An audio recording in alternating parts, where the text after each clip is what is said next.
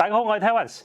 最近咧，我有位朋友去咗做體適能測試，咁就係做咗一個單腳站立測試，測試平衡力嘅。我哋會係企喺地下度啦，單腳企，咁啊盡你嘅能力企到幾耐得幾耐，越耐嘅話，代表平衡力就係越好噶啦。咁呢個嘅指標咧，小朋友、成年人，可能係長者都會有唔同嘅。喺我呢位朋友裏面嚟講咧，佢其實嗰個嘅平衡力測試結果咧係非常之好㗎。但係咧佢就係同我講啦，最近有一次佢去行山嗰陣時咧，就竟然係失平衡跌親喎。問題嚟啦，點解見到我呢位朋友測試嘅結果咧就係平衡力非常之好，但係去行山啫喎，即係佢唔係話行得好崎嶇喎啊。咁但係咁樣咧佢都會跌親，究竟發生咗咩事咧？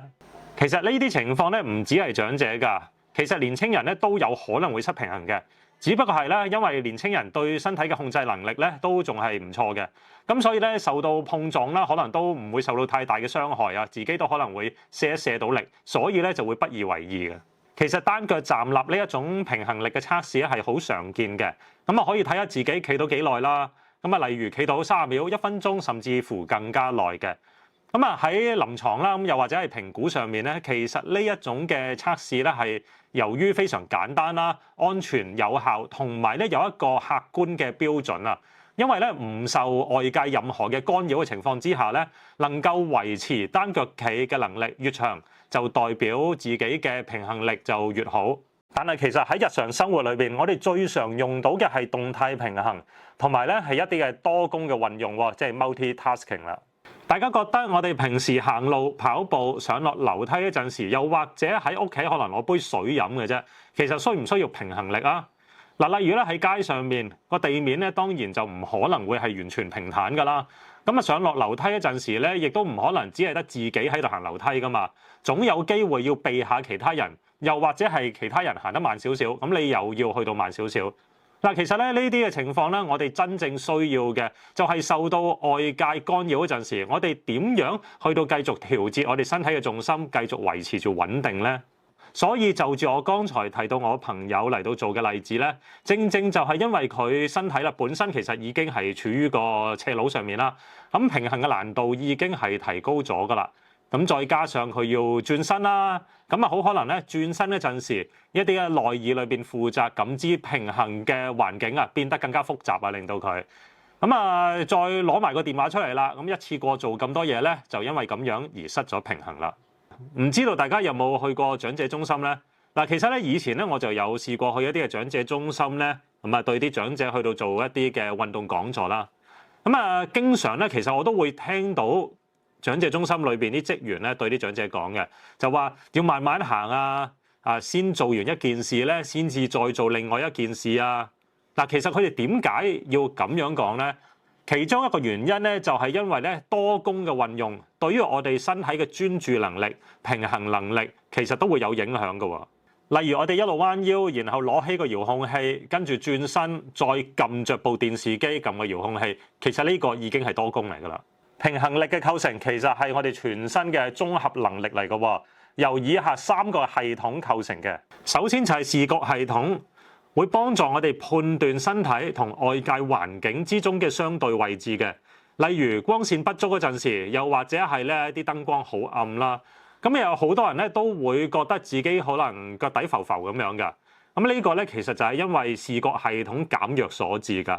咁亦都可能唔知道大家有冇聽過？好多時候長者咧跌倒都會係有機會咧喺夜晚嘅，就係因為視覺系統變差嘅原因啦。仲有就係前庭系統，係位於內耳裏面嘅，負責感知頭部嘅位置、角度同埋加速等等嘅變化嘅。當我哋轉身又或者係改變姿勢嗰陣時，前庭系統就會即時通知，叫我哋作出調整㗎啦。而仲有一種咧就係本體感。呢種咧就係來自肌肉啦、關節、韌帶嘅感覺系統嚟嘅喎。等我哋知道四肢喺我哋空間當中嘅位置同埋力度，幫助我哋自己修正姿勢嘅。亦都即係話咧，你自己試下眯埋眼，然後隻手去到摸鼻哥，你會係摸到嘅喎。但係咧，你唔需要望住嘅喎。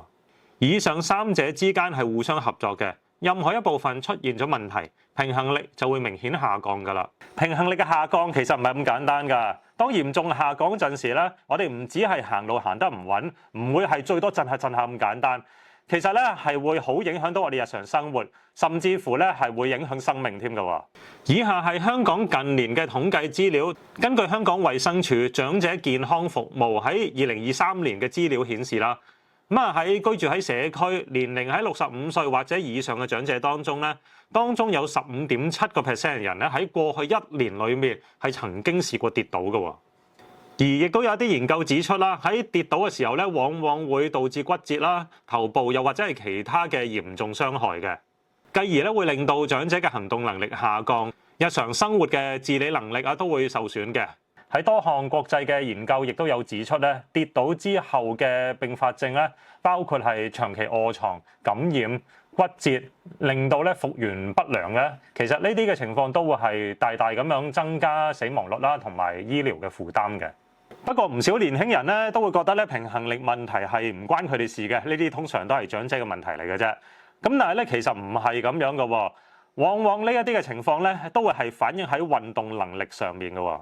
例如喺運動嗰陣時咧，難以協調動作，特別喺轉身嗰陣時咧，重心咧會係覺得好唔穩陣嘅喎。又或者喺打籃球啦，又或者係踢波嗰陣時，會好容易咧，因為稍為嗨即係個對手嗨你啫，或者係食唔到嘅身位，就已經咧會失平衡㗎啦。而做健身嗰陣時咧，雖然好多動作我哋都會可以係坐喺度做嘅，但係如果平衡力唔係太好嘅話咧，我哋嘅動作都會唔穩陣嘅。個身體咧都會左搖右擺。以上幾個例子其實都係同平衡力有關嘅。